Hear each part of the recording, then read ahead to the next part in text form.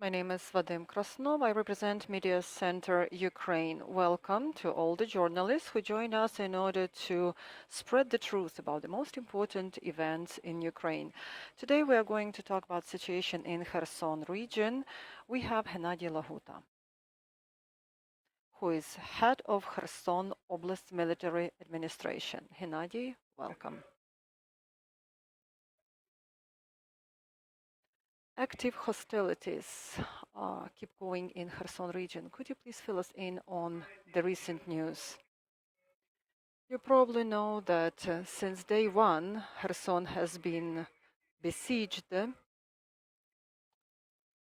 Now we have active hostilities in Dnipro and Mykolaiv regions. On the border with Dnipro, thanks God and thanks to our armed forces of Ukraine and their bravery, we have 20 deoccupied settlements in 3 territorial communities, Vysokopolska, Novovorontsovska and Kochubeyevska.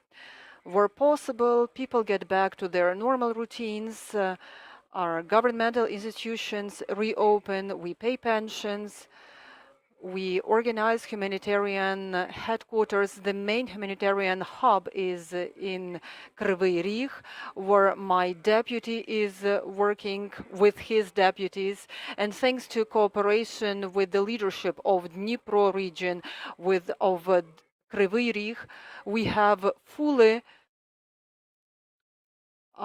taken control of Kherson in those territories that have been deoccupied in Kherson region. But unfortunately, the active hostilities are going on in other regions of Kherson. There were confrontations and also active shelling on the border with the Mykolaiv region. What do we know about the places that have been deoccupied and liberated? So it's great news, actually. We also know that some elected representatives of local government have been replaced with people who were introduced by Kremlin government. From the first day of the occupation, Russia was looking for their representatives amongst civil servants, amongst officials who used to work and now work in Kherson region. You probably all know that Kherson was fighting and they did not accept the new leadership that was imposed on us by Kremlin. People don't want to work. People don't want to cooperate with the new government. People chose basements over slavery. Some of them were taken to temporarily occupied Crimea, to detention facilities. There are traitors. There have always been traitors. There will be traitors, unfortunately. And unfortunately, traitors were found collaborators. So one politician who was ex-mayor of Kherson, Vladimir Salda, who was made the head of the so-called Oblast Military Administration of occupational regime. They also brought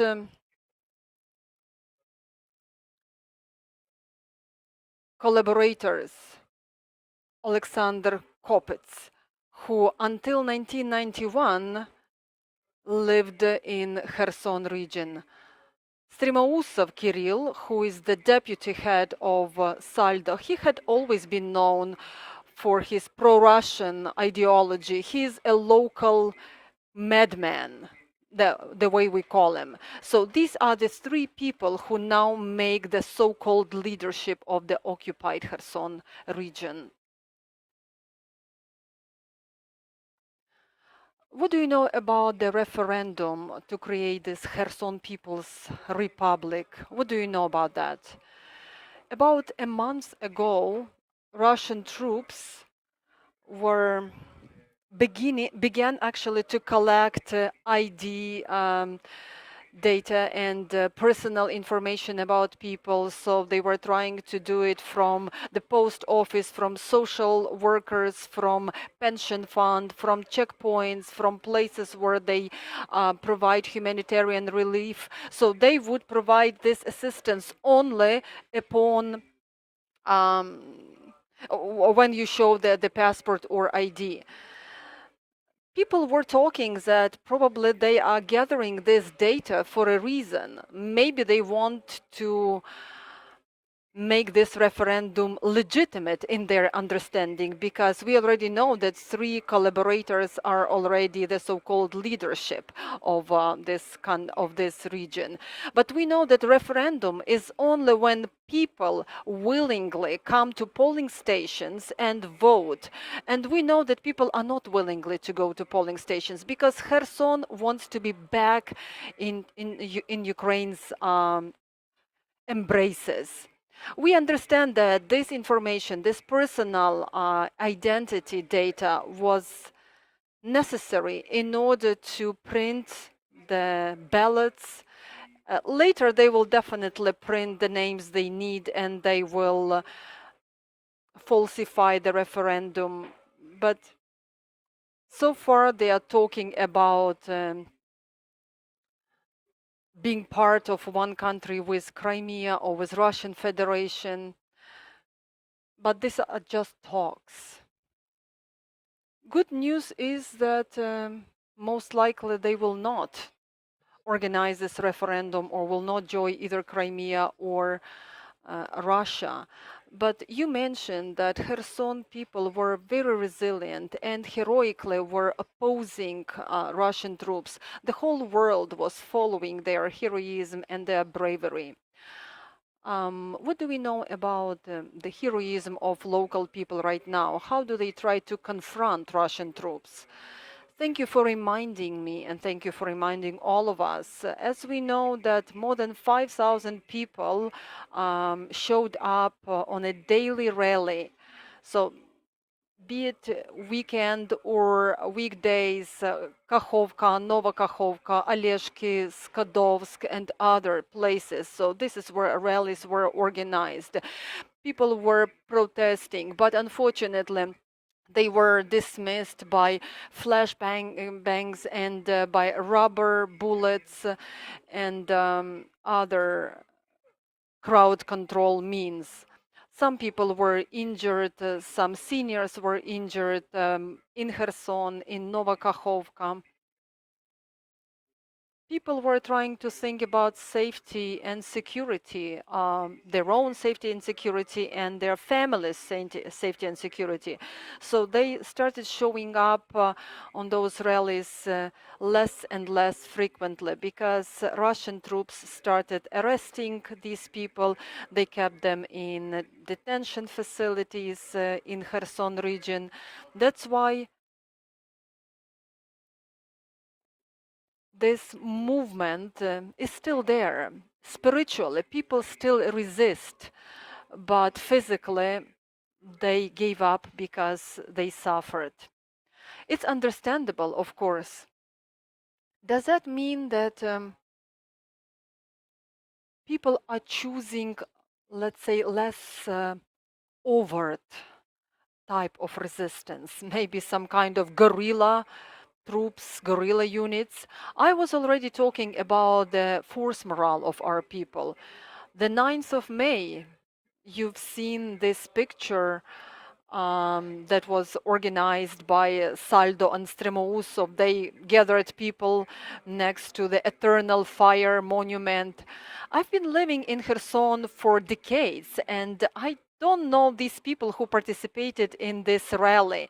So I would have recognized some familiar faces, but there were none. I believe that these people were just brought in order to take part in this rally. But believe me that in previous years, there were many more people who would willingly join this rally, that would talk about the stories related by their parents, great parents, etc. People decided not to participate in this celebration of Victory Day. I understand. I believe that there are quite a few people who are trying to leave occupied Kherson region, and they are heading towards regions that are controlled by Ukrainian government. Since day one, Russian troops would not allow green humanitarian corridors. We did a great job. Our Prime Minister, Irina Vereshchuk, did a great job. She was trying hard. Representatives of the Office of the President, our leadership, were doing their best. But unfortunately, humanitarian corridors never happened in Kherson. So people couldn't leave, and food and essentials was not delivered to Kherson region. So people were risking their life and limb in order to leave using the routes towards Mykolaiv and other regions. And we know that a lot of people died, so they would catch the tripwire. Some were just shot in their cars. Unfortunately, starting from 11th of May through Bereslav towards Kryvyi Rih, people were trying to leave. They are self-organizing themselves, and they are trying to leave this occupied territory. There are volunteers who were trying to help.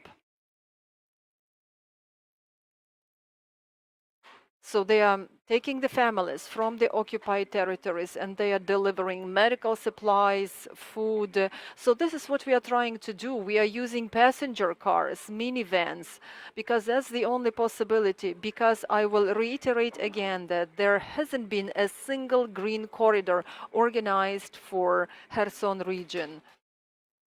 If it had been possible, then hundreds of trucks of humanitarian relief would have been delivered to Kherson region. Thank you, Hennadiy. Thank you for taking your time, and it's a pleasure having you today, and thank you for doing what you are doing for Kherson region and for Ukraine. Thank you very much. And if you allow me, I'd like to talk about evacuation of people.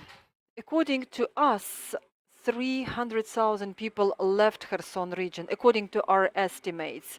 There are altogether 1 million people, give or take. We love our Kherson region, but unfortunately people keep leaving. They will be getting back. Well, they will be going back home. Let's hope that this day is just around the corner. So, and Kherson will be back in Ukraine's embers. It will be under control of Ukraine. Thank you for being with us. I'll just remind you that our guest was Hennadiy